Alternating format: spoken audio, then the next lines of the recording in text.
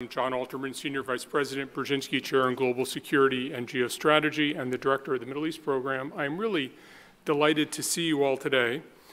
And I'm delighted to welcome you to what marks a sharp increase in our Iran work in the coming years. Americans have been struggling over an appropriate strategy toward Iran for many years, and for more than 10 years, Jason Rezaian has been an important source of information and insights from his reporting from Iran for the Washington Post, and then his opinion pieces in the Post since he was freed from Evin prison. I'm pleased to announce that today's event marks the beginning of a new phase of CSIS's Iran work and a new phase in Jason's work. While he'll continue to write for the Post, he has also joined us as a non-resident senior advisor to help guide our Iran work in the coming years. Jason and I will also be working together on a project on U.S. policy towards states that imprison Americans in hopes of negotiating for their release, a subject which he knows all too well. In its initial phases, this work is supported by general funds of the Middle East Program. Jason, for those of you who don't know him, began working as a journalist in Iran in 2009 and became the Post's correspondent in 2012. In July 2014, he and his wife were arrested, and he was accused of being a spy. He was released in January 2016 and has been a global opinion columnist for the Post. He wrote a very well-received book entitled Prisoner, My 544 Days in an Iranian Prison, and an excellent podcast entitled 544 Days. He was also a guest on the CSIS Middle East Program's podcast, Babel, in February of last year. Jason is going to open this program by giving us some framing remarks, and then I'll introduce our panel. Jason.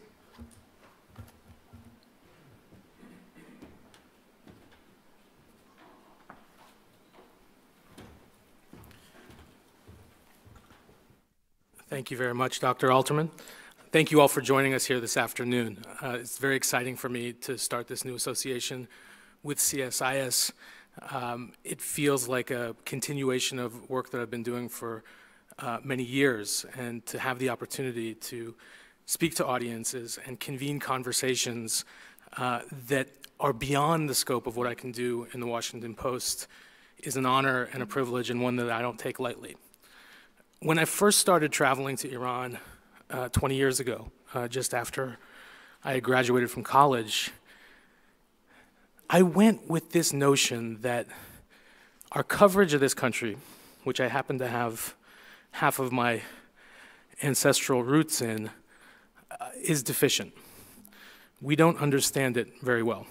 We understand it through the lens of the proclamations of an authoritarian government and our responses to those messages and actions a world away. What we had less insight into were the everyday lived experiences of Iranians. And when I went there in 2009 to become a full-time Tehran-based correspondent, I'll be honest, there wasn't a ton of appetite for the kind of stories that I wanted to tell. Newspapers, magazines, television networks wanted to have reaffirmations of the existing narratives of Iran. And I hope to turn some of those on their heads. And I think in the years that I worked for the Washington Post, although I had to write about the missile developments and nuclear negotiations and the economy and events that were happening at very high levels of the Iranian government, and I was glad to do that from a front row seat in Tehran, I thought of that as sort of my vegetables. My dessert was going out into the country and meeting everyday Iranians and telling their stories and trying to bring them a little bit closer to an American readership. And I think I was pretty darn successful in doing that. Fast forward to 2014 when I was put in prison. I will never forget my interrogators one afternoon asked me, how do think tanks in Washington affect US policy? I didn't have an answer for that. I wasn't 100% sure that they do impact policy. But I knew that these conversations are incredibly important, and that our proximity to power here is something that we shouldn't take lightly. I'm sure most of you are well aware that a protest movement is brewing inside Iran right now. It's gone into its second month. It started with the brutal killing of a woman who was arbitrarily detained for apparently, supposedly, not wearing proper hijab in the streets of Tehran. She died in custody 3 days after her arrest, and that sparked the latest round of protests in Iran. It's a women's-led movement, but it's also spread out into other parts of the society, to disparate corners of Iran. Kurdish, Azeri, Arab, Baluchi, and other minority groups within Iran have risen up. And what we have to remember is that in the 43-year history of the Islamic Republic, there's always been protests, always been people pushing back. But what's different right now is the coalescing of disparate groups at the same time, demanding fundamental change and more representative rights. Will those protests result in a change for the better for those people? We don't know yet. But we have the opportunity to look deeper into Iran right now than we did when I started reporting from there in 2009. And I'm hoping that this association with CSIS is an opportunity to bring new voices to the table, people with lived experience in Iran, valuable experience. Many of you may know this, but may not. Iranians have been coming to the United States in great numbers for many years, with the exception of the 4 years of the Trump administration when they were banned from coming from this country. That travel ban has been lifted. The flow of people is still not picked up to where it was pre-travel ban, but we are fortunate today and in this era to have the ability to communicate with people not only across borders but across tables like this, and I hope that today we're able to explore some of the issues of this current protest movement and where it might be headed. So thank you so much. I will pass it over to Dr. Alterman. Thank you very much, Jason. We will try to make you proud. I'm pleased to introduce this really fascinating panel. We'll start with somebody who I think is going to meet Jason's approval. Yeganeh Rezaian is the supreme leader of the Rezaian family, as he tells us. She's an Iranian journalist. She's now a senior researcher at the Committee to Protect Journalists. And she was detained with her husband, Jason, in 2014. She had been writing for Bloomberg and for The National, covering political, social, and economic news.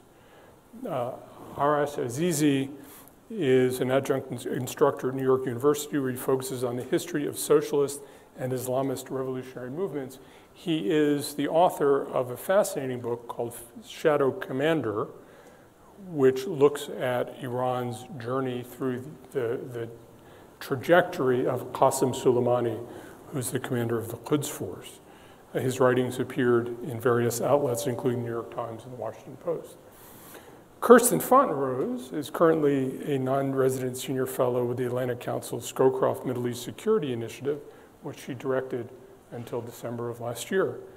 In 2018, she served on the National Security Council in the White House as senior director from the Gulf, and she had a history of working with the State Department and with various parts of the Defense Department previously, and Kirsten's been a co-conspirator of mine for many years.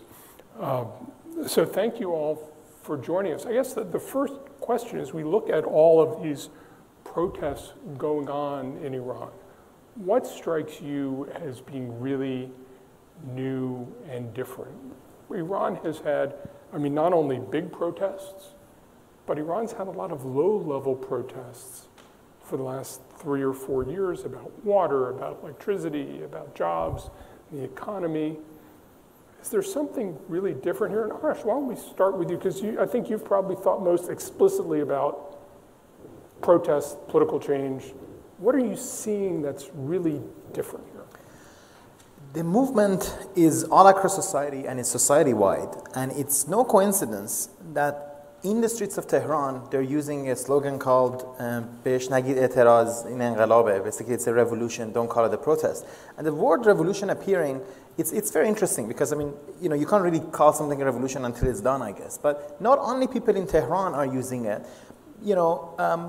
all across the place. For example, one fascinating example for me is Asif Bayat, this Iranian sociologist who's written a book about Iran, but also about, he does revolution for a living, right? And he doesn't use the word lightly. And he has said that we've entered the revolutionary episode. So I think the main difference is that for the first time since 1979, certainly for the first time since 2009, but even since 1979, you have a movement that you can speak of it having revolutionary proportions due to the two basic facts. First, how vast and wide it is and how it has support all across society. And second, by the fact that it has gone for what revolutions go for, i.e. a demand for an end to the regime. And I think that's what makes the difference from previous movements. Yegi, do you also see this as an incipient revolution, or is it the seeds of a revolution, or is it something else? Thank you, Dr. Alterman, for having us today. I definitely see it as a beginning of a revolution, and as Arash correctly said, the reason for such a difference this time around and calling it revolution is that, first of all, it includes a variety of communities, different religious minorities, different racial minorities. They all came together. Different economic, socioeconomic background, people from all groups of people. Even many religious, like fundamental religious Iranians who are called Bazaris have joined this revolution. And the fact that this time around people are not, it's not like 2009. In 2009, I was a young Iranian in the street. We were saying, "Where's my vote?" That was our slogan this time around. So we were still having an eye at the regime and asking some change. This time, people are asking for fundamental change, not for basic changes or small changes here and there, not for reform. People are not asking for reform within the system. People are asking for the change of the system. And that, for years, have been seen as a very scary, very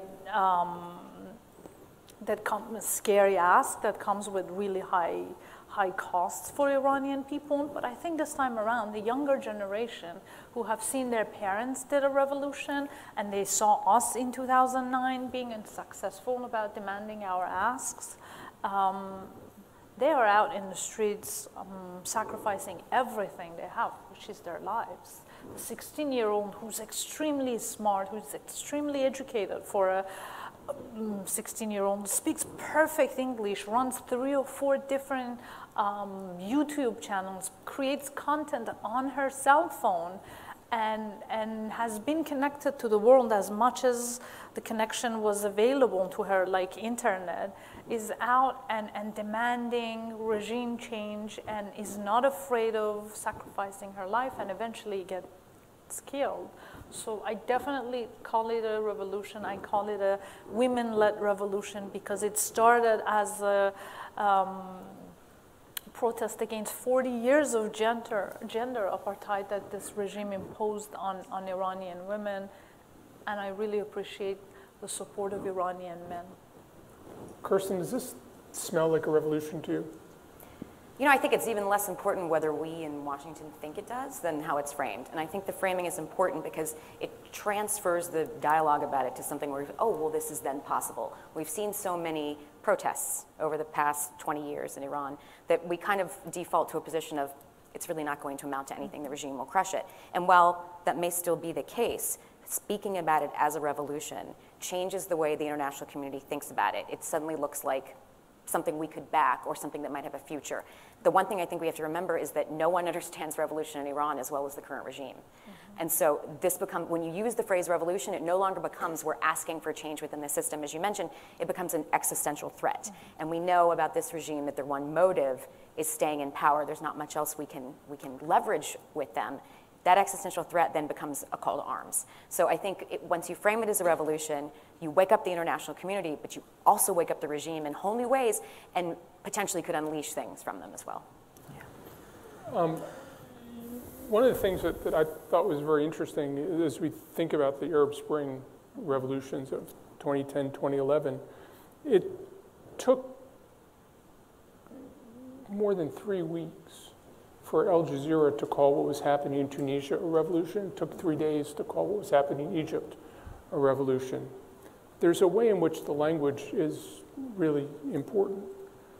But I'm also wondering what Iranians think they've learned from the Arab Spring, partly because it's hard you've seen changes in government, but you don't have a lot of Arabs who feel they're better off after those protests. And what do you think the Iranian government learned from the Arab Spring protests?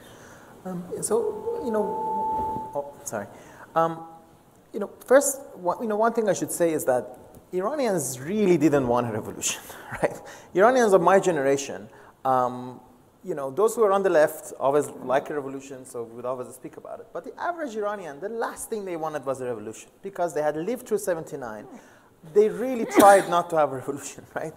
They voted for candidates inside the regime. They were rigged out of power. They voted from candidates from not even more inside the regime. Someone like Rouhani, who was not even a reformist, right?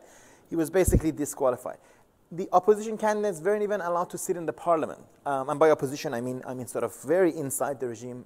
So they were really driven to have a revolution. And now, in sort of a question of concessions, I'll give you one example. Elnaz Rekabi, this woman is athlete. A couple of days ago, took her hijab off while she was rock climbing, right? Now, if you're a regime who wants to give any bit of concession, maybe you'll say, okay, maybe we won't say anything about it. Maybe we'll downplay it. What did they do?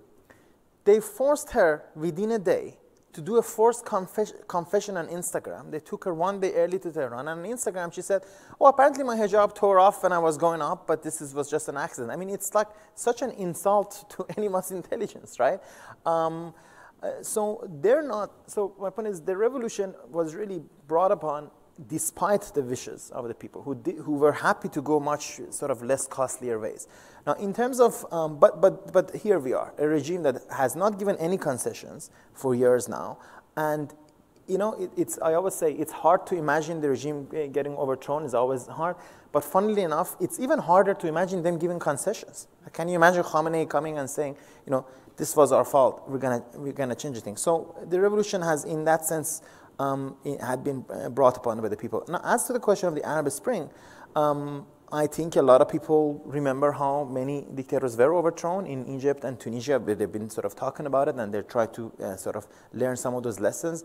There have always been worries about, Syria, of a country going there, but positively, and by which I mean obviously countries sort of being marred in a long civil war and the tyrants being able to stay in place, as unfortunately has been the case in Syria.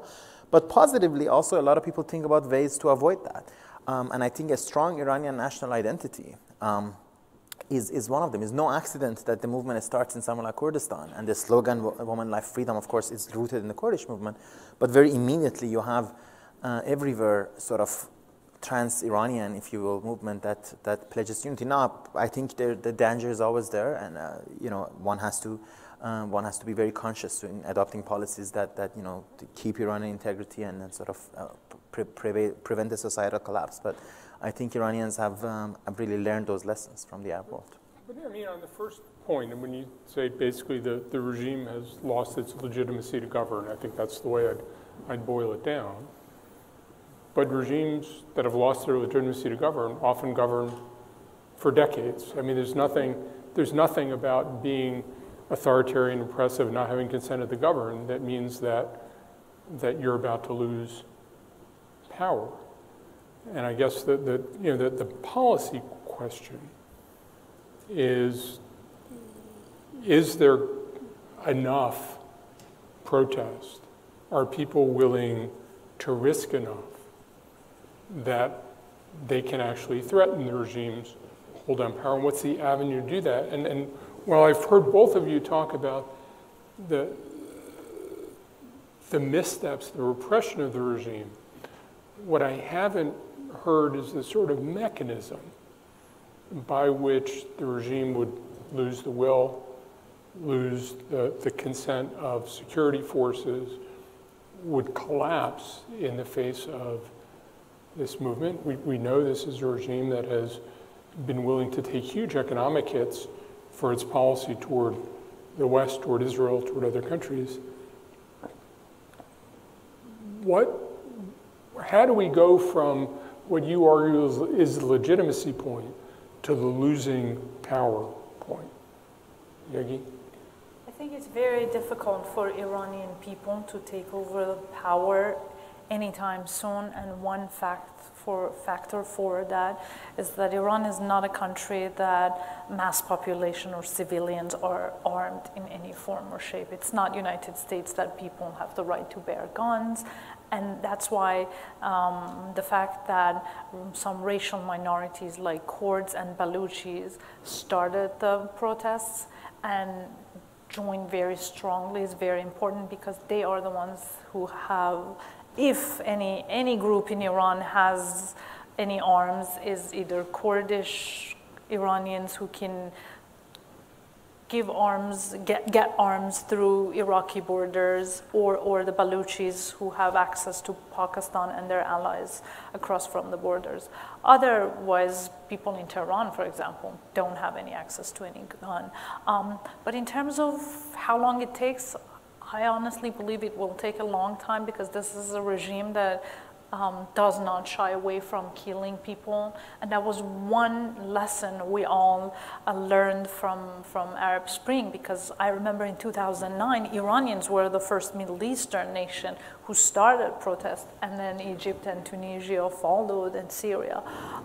But our protest died out very quickly, and the regime was successful in silencing us, because we learned immediately that we were not willing to risk our lives, because we saw how Egyptians were so, we have a term in Farsi, we say Jan bar kaf, means hold your life in your hand and just go out in the streets. We were not willing to do that. This time around, the young Iranians have done that. Enough? Probably not. I don't think this regime goes anywhere before millions of Iranians, maybe thousands of Iranians are killed. But in 2009, we were willing to concede with a little bit of economic prosperity, if our passport worth a little bit more, if we could travel abroad and be happy and be outside the country for a few days, if government gave us a little bit of social freedom, better internet, we got quiet. But this time around, I think people demand much more than that, and that will come, again, with a very high cost. It is possible. The reason the government shuts down internet is because they want to prevent people from communicating with each other, the rights to their assembly, and communicating with the outside world. So I believe that's their first tactic, to kill the protests. They have done it relatively so far, but again, next month is the anniversary of the previous round of protests, which happened in November 2019. People will come out again. So at this point, I think the regime definitely lost its legitimacy, but power, I don't think it happens anytime soon. So let me ask Arash a question, because you've written about Qasem Soleimani. Security services in Iran are diverse, they're fierce, they seem to have solidarity. Do you see any events that could make the security services split, flip, otherwise abandon the role that Yegi's been describing of being the coercive power that ensures that the regime stays in place? Yeah, so I should first say that legitimacy is sort of an interesting question, because it's a question of eyes of home. But to to break it down, the regime has, number one, lost legitimacy on very various fronts because it never had democratic legitimacy, okay? But what legitimacy does it have? Let us ask ourselves. Does it have religious legitimacy? A regime in which there is such rampant corruption, whose sons and daughters of its leaders compete for places and villas in California and Canada? Does this have religious legitimacy? Does it have revolutionary legitimacy? Does it have sort of a let's say, independent sort of post-colonial legitimacy, a regime that's in cahoots with Russia, Iran's traditional adversary, if you were to the north, a regime that helps invade sort of Ukraine. Even the Islamic Republic would have never done that 20 years ago, right? It would have never, Kashmir, for example, is an interesting case, right? Kashmir, even though it was a Muslim case, right? And there was much more sort of support in Kashmir for the Iranian Revolution. The Islamic Republic never backed a Kashmiri insurgency against India because it had sort of notions of state power and sovereignty mattering. But now the fact that it brazenly is effectively backing Russia's invasion of Ukraine shows, shows really that it has lost legitimacy on a number of fronts. So it's not just democratic legitimacy. Now, to the point of defection, number one, I think that's key to a success of a revolution. And Iranians have to figure that out. You cannot have a revolution unless you're going to have parts of the IRGC and the armed forces joining with the people. Now, how can that happen? The first thing is, if you want to defect, there's something that you got to be defecting to. People love to say, come join the people. But people don't have an address, right? There needs to be organization and leadership. Now, unfortunately, for a very long time, these things were basically not cool. People haven't made sort of political organizations, effective political organization inside because of so much repression and abroad because of differences and sort of other problems. Now, there are some regimes, I believe, that you can overthrow without much organization. But the Islamic Republic is not one of them, right? This regime is not going to just, if Khamenei wanted to pack up and go, he would have done so long ago. I mean, comparatively, if you look at sort of 1979, when I sort of teach 1979, I would say it's actually kind of a miracle how quickly Shah packed up and left, right? There is, there's barely there's protests for a couple of years and Shah leaves, and, he did this a couple of times in his lifetime, right? For various reasons, he wasn't a guy who was ready to, and, if you want to be positive about it, you can say he didn't want to sort of kill so many people to stay in power. We can have different takes on that. But at any rate, Khamenei has shown he is not that. He's ready to kill. He did this from the very beginning of his reign. In 1992, he was a relatively young supreme leader. There was a protest in his hometown of Mashhad. And the way he talked about killing people there, and the way they killed there. I mean, when you kill people in your own hometown like that, a hometown in which you were a revolutionary activist, 10, 12 years ago, it really tells you something about this guy. So Iranians, while, it's an excellent point you brought up, is that people not talk about it as a revolution. That's part of having a revolution, is when you start talking about it, and everyone is talking about it now. Really, the term revolution is being sort of very easily used, whereas in 2009 it was the opposite. If you said revolution, they were like, oh no, thank you, that's the one thing we don't want, because of our experiences. So now people need to wisen up and say, how are you going to have a revolution? Because you can't, if you want to have a revolution, this gene sharp, cool-like ideas that people come and with their moral force, they force the guys, this is not going to work in Iran. And frankly, a lot of people in my side of politics, and we've been saying it's not going to work since 2009. 2009, these ideas were very powerful. It was all about the moral force. It was all about sort of Gandhian politics, and it's not to reject those in principle, but they're just not going to. Khamenei, this guy is not going to live with moral force of people in the streets. The regime that kills the school children, like they have in the last few years, they're not going to leave because they were morally shamed or because they were a bit economically pressured. I mean, this is the most economically pressured country in almost sort of modern history, right? So they're not going to go easily. They will only go when there's an alternative. I mean, opposition inside and abroad needs to come together, put differences together, and prepare an alternative with a coherent leadership. And the last thing I'd say is that the thing that makes me a little hopeful about that, despite all our differences, is that this idea of Iran, this home that we love, this sort of idea of a national identity, still has a lot of credence compared to many countries. One thing that there is usually no doubt about is that Iranians are Iranians and they consider themselves Iranians, and they really believe this regime really has put the idea of Iran in danger. This is not some some just like old exile talking. You can see people inside the regime saying this effectively. They think the regime has endangered the idea of Iran. So Kirsten, the problem now, when you're looking at from the U.S. government perspective, is you share the revulsion at the activities of the government that Arash and Yeganeh have talked about.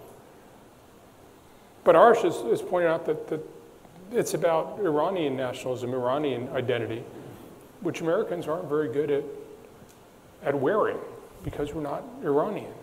As you think about the U.S.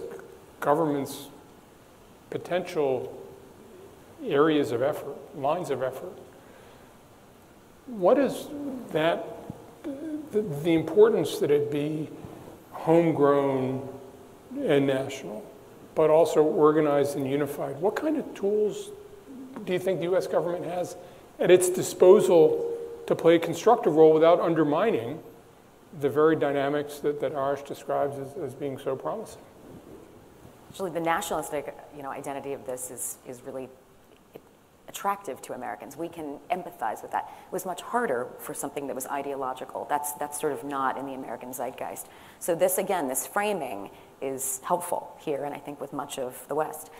But what we're running into, and this is why you're probably seeing hesitancy from most countries, is that America doesn't always have the right tools for this. So we tend to be very good at the beginning and the end of government upheaval and transition. We're really good at ending a government, if that winds up being our foreign policy goal, which is it increasingly not, because so many failed experiments with this. And we're really good at the backside on state institution building, training populations for elections, building capacity among bureaucrats, this kind of thing, teaching people how to draft budgets. What we're not good at is that critical middle, where there's been a revolution, where there's been popular discontent, where now you see a regime coming back and a vacuum is created. We don't have tools right now for going in there because we have such a cultural hang-up about things like colonialism. We don't want to be perceived as coming in and taking over. We'll come in and run your government services. We'll come in and help with your ministries. We came in and took over Iraq. That worked pretty well. And how did that go? Yeah, exactly. But that's exactly to my point, right? We're gun shy, and we probably should be, because we don't have these tools. So we need to either be asked in the minute a regime falls, right? Not just us, but anyone, any other external power that was going to be asked to help. But you also have to bring in the kinds of things that we're slow at. We take years to create feasibility studies and then do funding in 5-year cycles to put advisors on the ground, this kind of thing.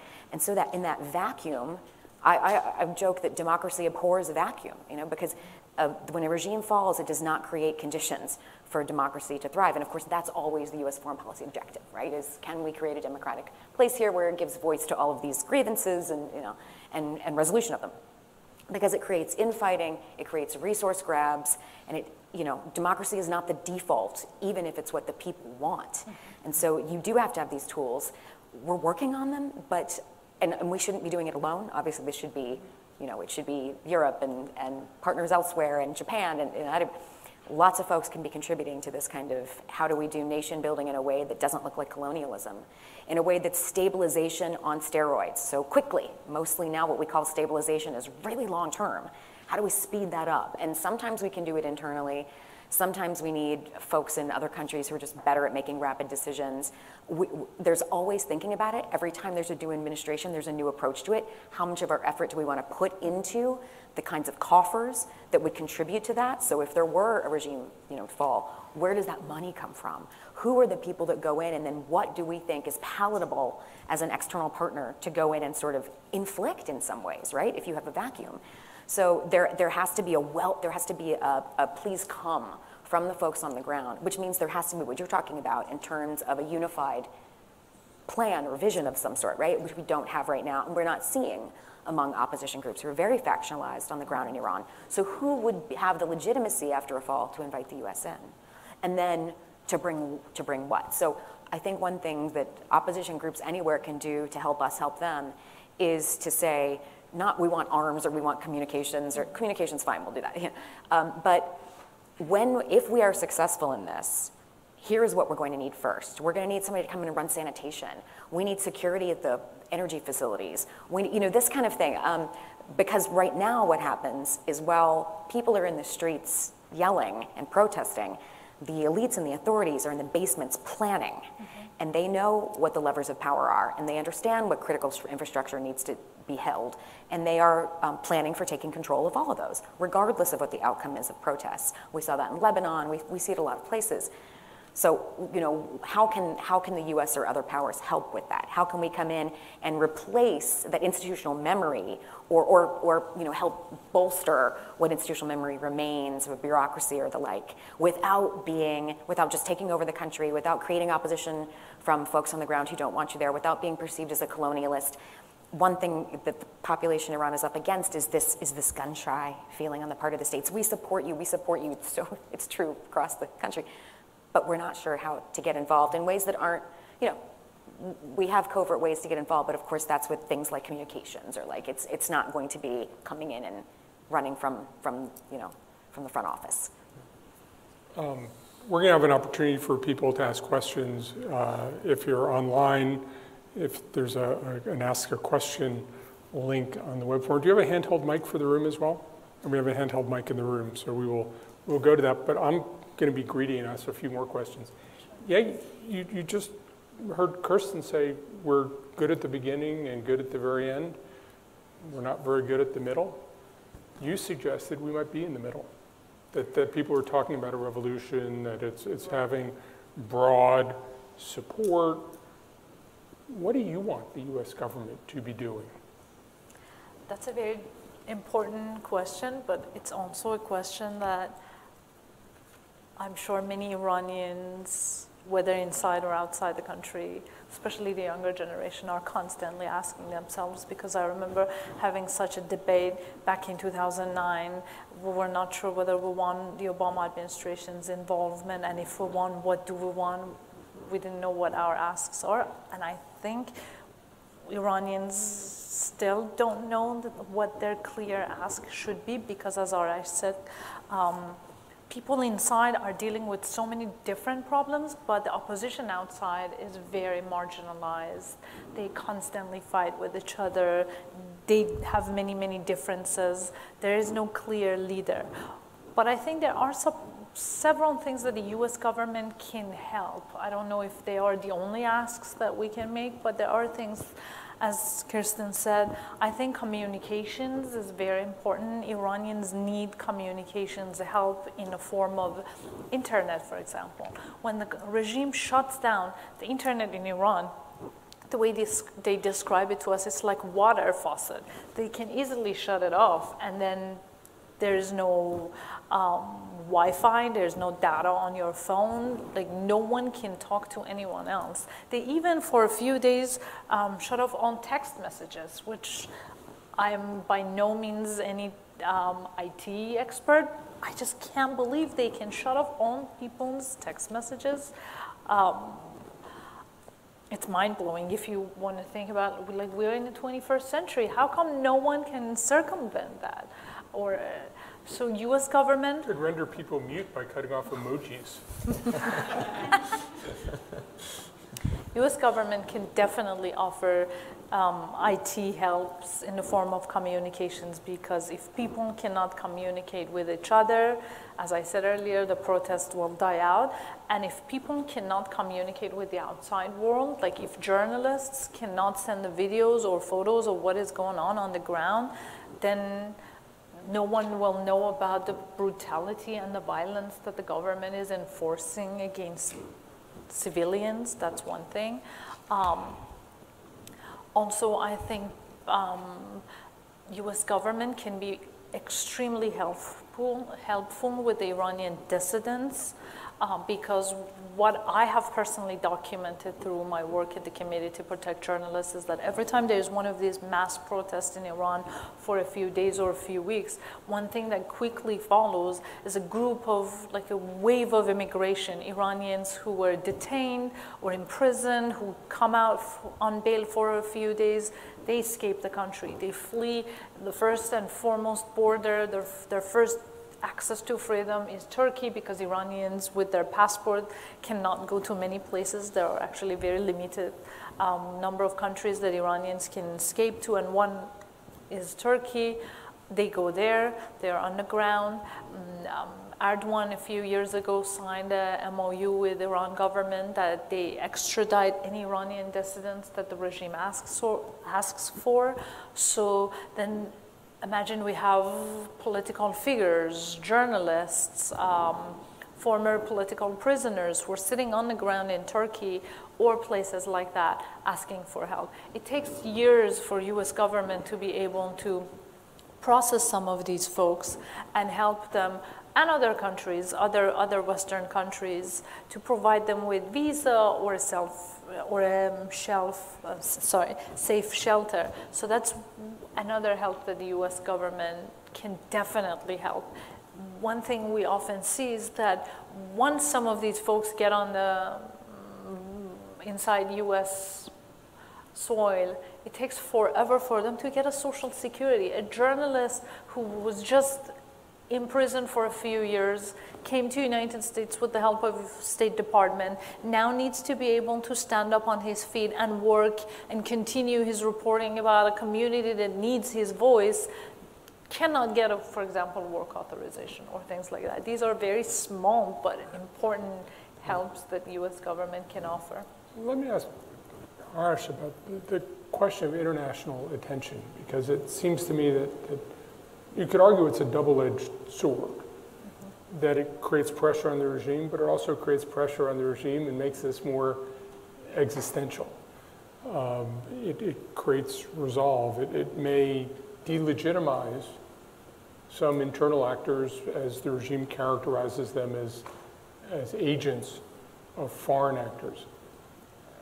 How should we think about the issue of international attention, and what should we be doing to ensure that the international attention plays a constructive role and not a destructive role? No, first of all, I should say the regime had a wing who was as repressive but was interested in better relations with the West. It marginalized, banned, put that wing to a side. It did so while there were many avenues of collaboration with it. Now, of course, the Trump administration's approach didn't help, right? I'm not here to talk about history, but Trump administration didn't put Rouhani out of power. Trump administration is not the one who put, Larijani, who's like a mainstream conservative, into some sort of, if you asked me 10 years ago that Larijani would be sort of persona non grata in Tehran, and I sort of wouldn't believe it, right? So this is a decision that the regime made, right? Under its own terms, because it did not want, it did not want to be somewhere like Vietnam, right? After all, Vietnam is an authoritarian country. It keeps its communist sort of dictatorship, but it has good economic relations with most of the world, which is why you sort of don't have the same sort of legitimacy problem that you have in Iran. You don't have it in Vietnam, right? So what can U.S. and the world do? I'll say two things. First of all, know for your interests, not ours, that there will be a life beyond this regime, that it fails to represent Iranians on some basic levels, that the idea that it will always be in power, is not true. Now, I can't predict when it will fall, but it is quite clear that, as I said, Iranian nation state. We're talking about infrastructure problems, things that might arise. Iran was not only a founding member of the United Nations, it was a founding member of the League of Nations. Now, I don't want to bring my big Iranian hat here and speak about our empires throughout history, but the nation state of Iran goes way before this revolution. The Iranian state has traditions that goes way before this revolution, and they'll be here to stay, right? But this regime won't be. And so have this mentality that your alliance, your allegiance, and by that I mean all countries in the world, should ultimately be the people of Iran. That's number one. And so what can be done in terms of, in the United States, empower civil society when you can, and when meet with, covertly and overtly, meet with Iranian opposition leaders, and when you do, by the way, ask them to remind them of the importance of unity and coming together and sort of getting serious about an alternative. Now, this is something that ultimately, this revolution is an Iranian revolution. It has to be done by Iranians, right? All other countries in the world, all they can do is about what policies they'll take at every stage. And frankly, I'm very encouraged that this time around, the United States from the beginning spoke about supporting the movement. We don't really see in politics a lot of people getting up on stage and saying we were wrong, but they did this time, right? Jake Sullivan, President Obama have said that they were not right to not support the movement in 2009 from the beginning, and being, the thing about, the regime will label domestic foreign agents, this is getting into the heads too much. The Khamenei doesn't hate us because he thinks we're agents of the, agents of the foreign power. He hates us because he very well knows we are the Iranians that don't want him. Otherwise, why should be the prisons full with, not like people like, not like just people who were opponents of the regime for a long time. Why should the prisons be filled with people who were members of the parliament of this regime itself? Mustafa Tajzadeh was a deputy interior minister under this regime. He just got another 8-year sentence in prison. He's already served 7 years shortly before that, and tons of others. They hate us because they know we represent Iran and not a small clique of corrupt oligarchs who really just prioritize their own wealth and power over everything else. So the world should remember that there is an Iran beyond this regime, and they should legitimize in this way the Iranian civil society and Iranian opposition political figures, because we will be part of the future of that country. So, Kirsten, as you sat in the White House, you had too many things to do all day, and there were urgent things that required a response. I'm sure there are people in the White House now who are trying to figure out what to do about Iran. But there must be at least one person who said, give me a call when things get real, right? When this is really going to move, let me know. What are the signs that you would be looking for to say things are getting real, this is moving, and the U.S. has to swing behind something? We have to get actively engaged. What would you be looking for? We've seen a couple of, every policymaker has sort of a political analyst framework of indicators of regime change or revolution or what have you, and everybody has their favorite writer on it, favorite theorist, I know you do. And I would always use a framework that came out of the energy industry because they didn't have any of the sort of emotional political baggage that all of us political analysts do. Yeah? And that's because they had to advise on whether or not this country or that country was going to come on or off a market. So it was very kind of unbiased in terms of the, the history or the emotional baggage or whatever. Although a lot of times that's super important for context. And so in looking at this one, and I even brought my little list with me because I hoped we would maybe talk about this a little bit. There are some things we've already seen, but there are some we're not. And one thing that's not on my list, but I think that is relevant in terms of this context, is the critical mass of whether men are participating, I think is important in Iran. And that's one of the things, like, call us when this gets serious. And we're seeing more of that. And then the Bazaris' involvement, more than just boarding up their stores in the way that you'd see when there were protests in the streets here to protect their businesses when they really, that's a call us when you get serious sign. We're looking for, is the regime no longer functional? And a lot of times, too, when we're talking about Iran, we kind of look at what happened in '79 and say, okay, it's not perfect, but at least gives us a baseline. And you want 8 out of 10 of your indicators or something like that. You want to look at economic downturn, which we have. Regime functionality, we're kind of looking at about half right now, but it was way more dysfunctional, before. You're looking at whether the security services have been undermined, as you all talked about earlier, and they're not. Not only the RGC, but even the Artesh, which is a second-class citizen in Iran, is still fairly loyal, right? And of course, the Artesh is the conventional army. Conventional army, which is sort of given the leftovers from the IRGC and treated like a redheaded stepchild, to use a horrible, but Leftovers from the Shah, they're still right, exactly, yeah. Do not fear a ground war with Iran, right? We look for political elite infighting to see, which way they'll turn, and will they tear each other apart? And we're seeing about half and half there, but it was about what it was in '79, we think. We look for elite support of the opposition, and that's very low, but it was also low in '79. We look for a willingness to protest, which is high, but we look for it across sectors. And as you mentioned, every day when new groups come online, that's another kind of support for that indicator. But some of the things we're watching that we've already touched on that are critical and are missing are that organized resistance. right? We see about 20 different groups, each with small constituencies that are very isolated in pockets of demographics. We don't see necessarily funding for them. We don't see a plan from them. We don't see them working across lanes with one another. That's a critical lack, as you've already touched on. We look for a charismatic opposition leader or a rallying figure, even fictional sometimes. You know, we're looking for that. We haven't seen that. And we're looking for tools to effectively communicate. Now, those are high, and it's not, you know, when the regime takes them off, it's not always necessarily a bad thing. It makes people harder to track, makes the regime's job harder, frankly, and it forces people to kind of use old forms that, you know, people have to talk to each other. That's okay. We don't hear as much out here. We don't see as much. We might be in the dark, but inside, as long as things are still moving, that can be okay.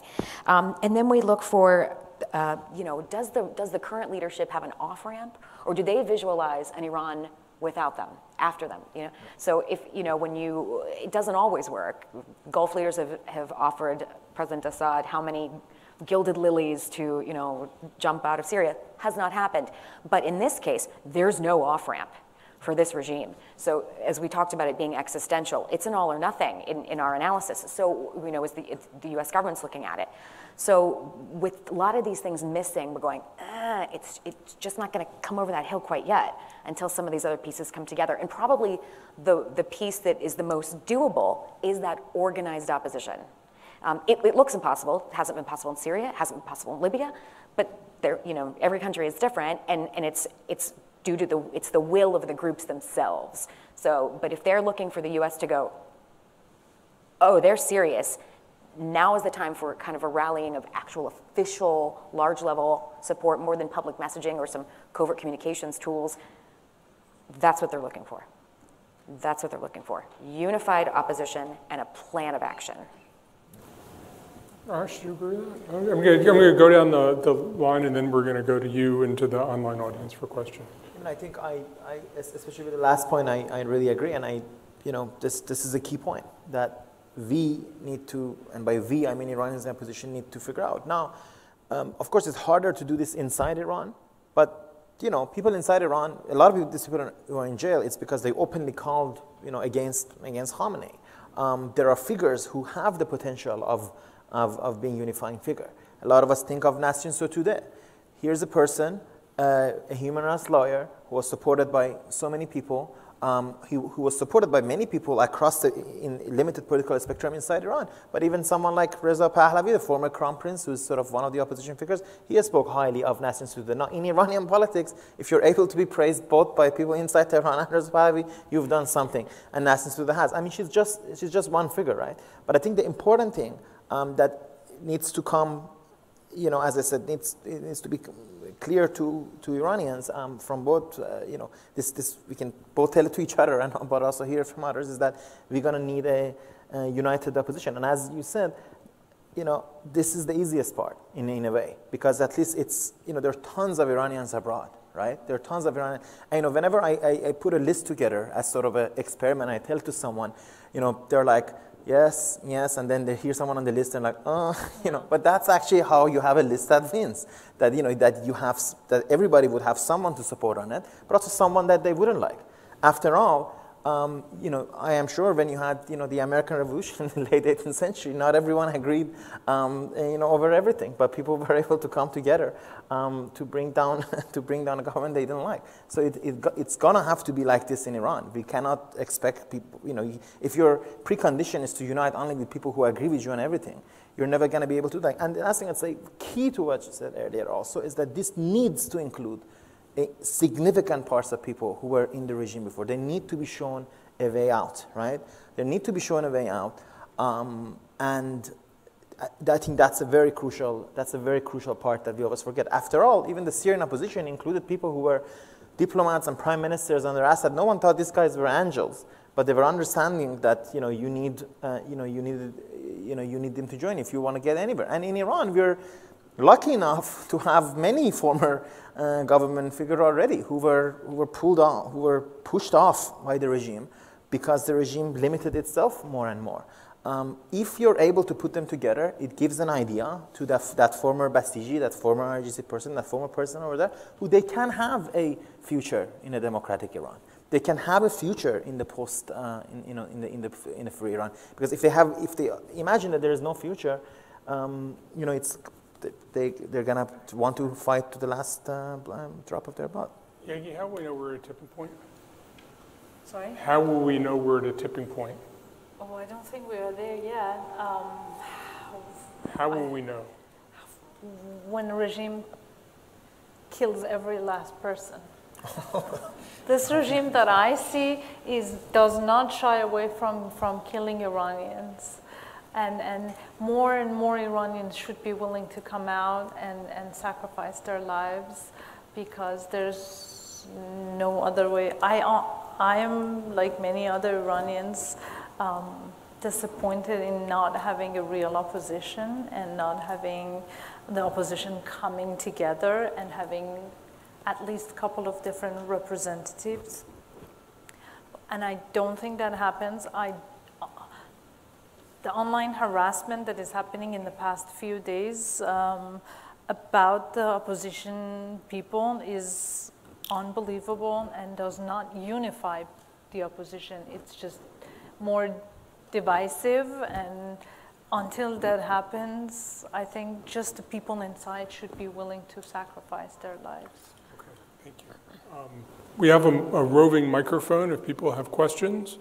One in the back. If you could identify yourself, if you could ask only one question, and if you could ask your question in the form of a question, which is not to say, here's my statement, what do you think of my statement? That drives me nuts.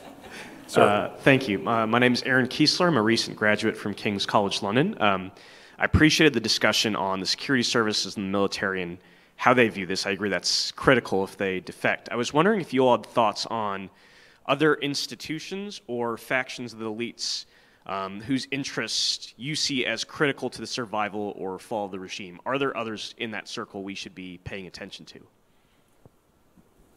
I personally look at two. I'd really be interested to hear your take on this instead. But from the outside, look at the Bazaris. So look at the economic class that tends to be fairly conservative politically, but is sort of the lifeblood driving the economy. But unlike the IRGC, has not had monopolies during COVID that have made it to their benefit necessarily. So I look at, because they really enable the regime. And then I look at the MOIS, which I know is going to make people go, but you never disband an intelligence service before you talk to them. So I look at them and say, I don't want to say this and then have this broadcast somewhere in Iran and the regime immediately, clear the ranks of the MOIS. We're not talking to anybody right now. But I think if there were this kind of tipping point and it were time to say, what can we do to support the next steps, that critical middle section, then I would go in and talk to the MOIS, certain folks. I would say Iranian state institutions, which MOIS is definitely a part of, and that's the sort of Ministry of Intelligence, have been really marginalized. You know what's one crazy fact about Iranian government right now? Look at the profile of the cabinet members. This guy is, like 80% of them have not served with the Iranian state before. Can you imagine a government, like if you had a government that nobody who was in the who was in the cabinet had any experience? I can imagine that. Yes, I'm sure we can have some sort of exceptional cases. But so in the Iranian case, it's really significant. And so what does it mean if they haven't served in the government? Where have they served? They've served in this, what we call them parastatal organizations, which is really, like, I guess doesn't say as much, but they're like big private firms effectively by now, bonyads, right, foundations, and the IRGC itself. So different parts of the Iranian state, you talk to people, you talk to someone in the ministry of, it's not really a ministry, so which is an organization of sort of management, and it's been merged to different bodies now. These people are not happy, right? They're not happy from the perspective of the Iranian state, and they're not happy because no one likes a state that's effectively taken over by a militia. They're not happy. And in terms of collapse of support, I'll say two important groups. Number one, working class. The working class in Iran have shown increasingly this government gives them nothing, and strikes are key to a success, and we've seen more of them. The fact that general strike, it's a universal demand almost. Everyone talks about it. I think people still don't know how to do it and what it would really mean, but everyone talks about it. It's very encouraging. And you know, celebrities. You know, the other day they were shouting on the streets in Persian, "Marg bar celebrity" in the pro-government demonstrations, i.e. death to celebrities, which is interesting. Why do I hear saying death to celebrities? Because celebrities who, you know, these people have a lot of, you know, their living is obviously tied to being able to legally operate. But more and more, they see it as dangerous for themselves to do anything, you know, that in any way comes anywhere near the government. Why do they do that? Because they see a possibility of an end to this regime. So it's just become a thing now. Like, it's not even like Iranian actors, actresses, cooking show hosts, you know, come out and support the protests, you know, brazenly, which really shows that, you know, how narrow the base of the regime has become. Yeah, and to Arash's point, 9 different TV hosts, like showmans, stepped down from doing their daily shows.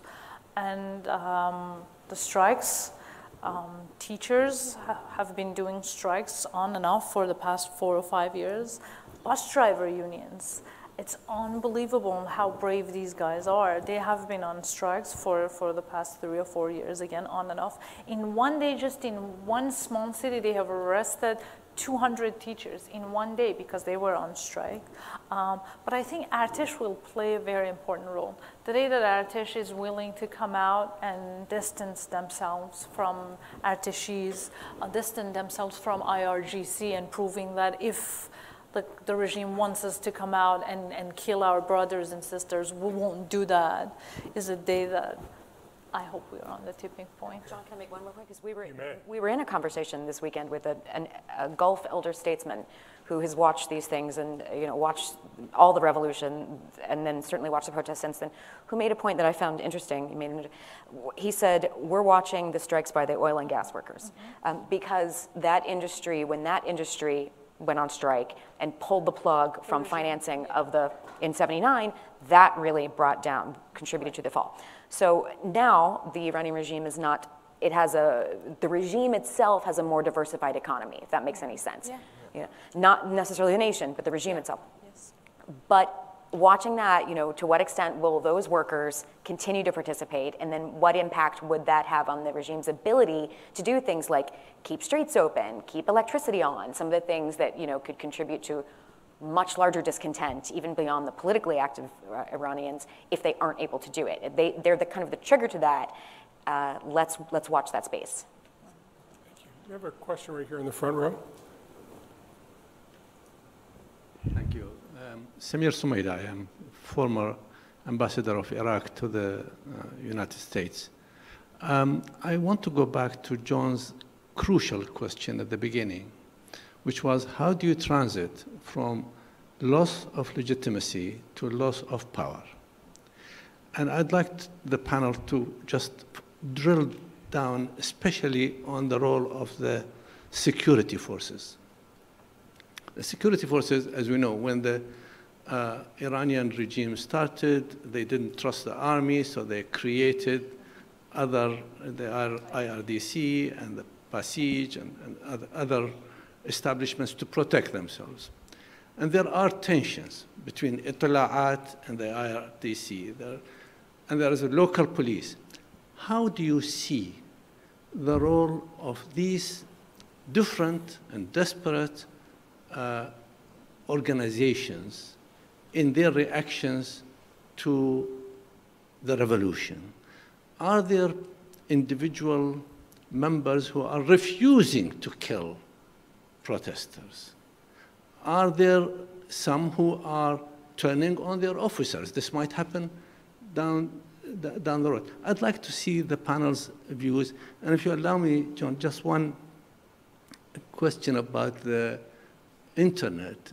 We understand that Elon Musk has helped Ukraine provide this Starlink. Yes, Starlink. Is there any chance of another Starlink flying over Iran? No. Thank you. Starlink, and he's tweeted to the Secretary of State Blinken saying Starlink is now active in Iran was very misleading. It's disinformation. There's no Starlink active in Iran. No. The only way it is possible is that someone smuggles the stations who has the money and power and the capacity to smuggle those stations inside Iran? Only IRGC. So if you see Starlink active in Iran and the tweet saying Starlink is now active in southern Iran, so that must be IRGC. Because if you and I want to smuggle those stations in our luggages, how do we cross the border?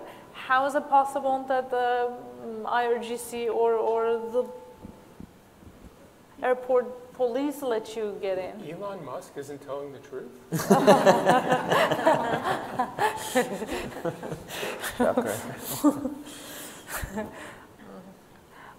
So the legitimacy, how do you go from loss of legitimacy to loss of power, that question?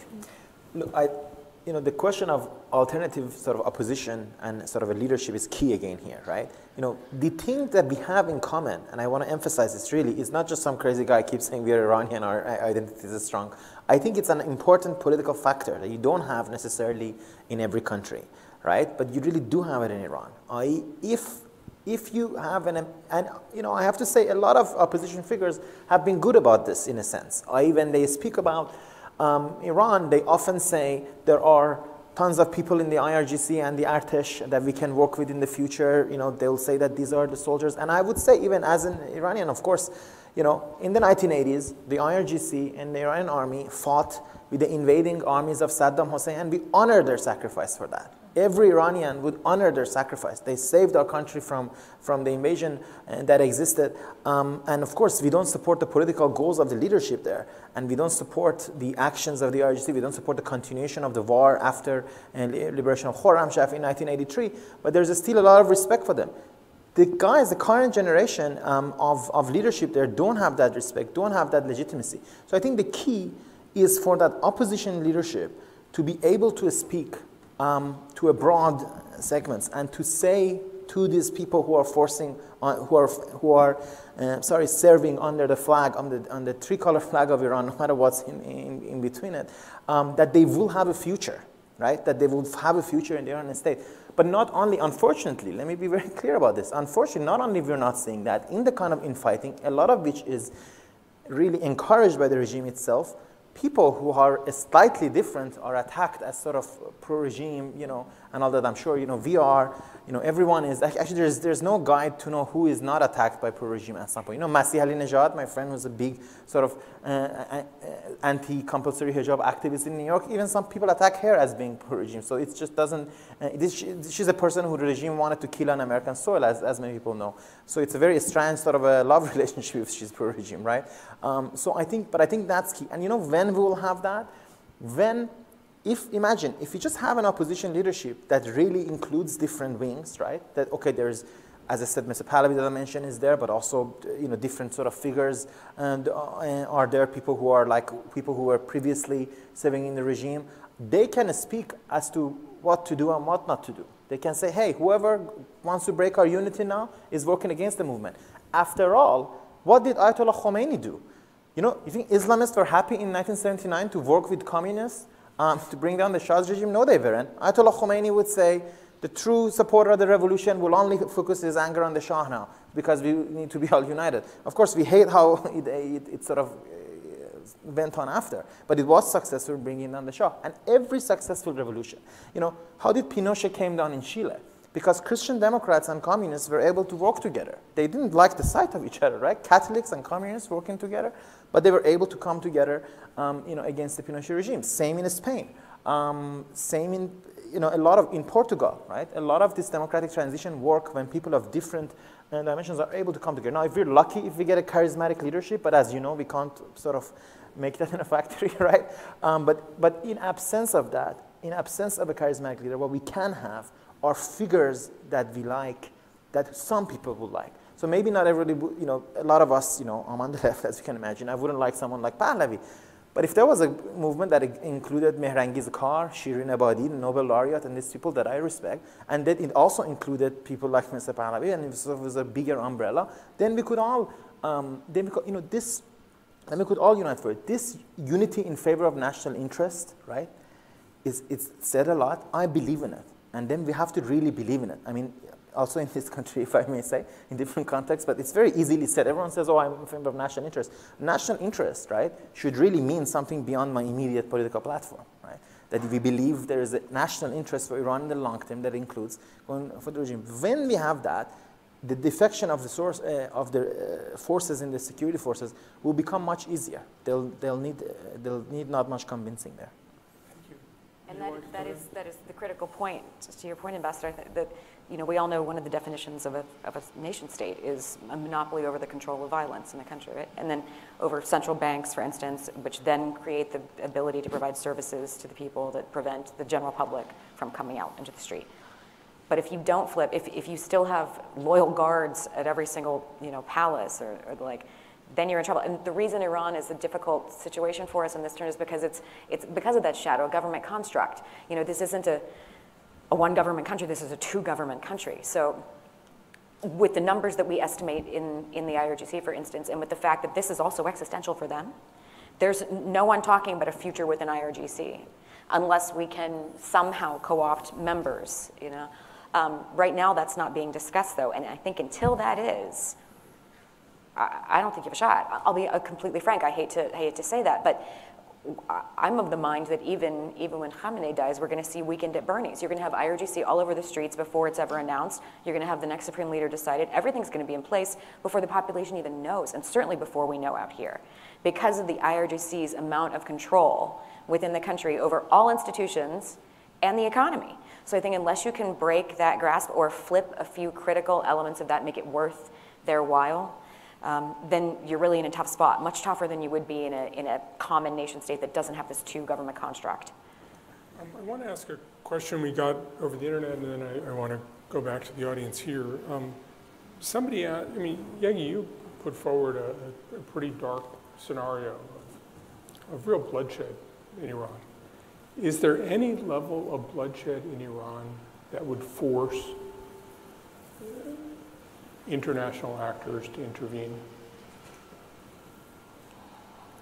Well, I'm not a political expert in a sense about any foreign government, but I think to a point that Ambassador made, is there anyone inside Iran who's not willing to kill Iranian, any figure? Just wanted to say, I read reports of IRGC bringing members of Hezbollah and Hashad al-Sha'bi to Iran to fight the protesters on the ground. Whether these are credible reports or not, I believe it is. There has to be something that is being reported. And I remember even in 2009, we could hear sometimes the Arabic dialect of some of the forces on the ground. So I think, as an Iranian, I want to say I do not want any foreign intervention to my country. I certainly do not want the next Iraq or Afghanistan or even Syria, in a sense that international community got involved, but the dictator stayed in power. Nothing like that. But I am at my wits' end trying to think a different scenario. I would like to see no member of this regime in power in the future. I'm really happy that Arash is so generous in his point of view, giving a space to some of the players. But I also don't think end comes anytime soon, so it will take a long time. And who knows, maybe we get to a point that the name of the regime is still Islamic Republic, but people enforce this change very, very gradually. Question right there in the back. We'll do as the last question. Thank you. Thank you so much. Willie Lowry, The National. I was just wondering, with the Americans held hostage in Iran, do these protests offer any sort of leverage point from the U.S. government's perspective as the regime is perhaps at a weakening point? No. In fact, in our experience, it's the opposite, unfortunately. There's sort of a doubling down on the positions they've taken. I'd love to see that change, but we haven't seen it so far. Jason, the hostage expert. Jason, Jason says he doesn't see anything good happening. What we often see the regime do as well, please weigh in here, correct me or add to this, is that in times when they feel like they are under pressure, they'll actually kidnap more people because those create additional levers. So we always warn, exactly, so we always warn our citizens, this isn't the time to go visit your family, because you could just come a pawn in this. And part of the work we'll be doing with Jason and his new affiliation with CSIS is looking at this phenomenon of people taking Americans prisoner in order to negotiate, which is precisely what we've seen negotiate. I am so delighted you came out. Thank you very much for joining us. Thank you to Jason for kicking off this new line of effort. Thank you to our panelists, and thank you all for joining us. Thanks very much.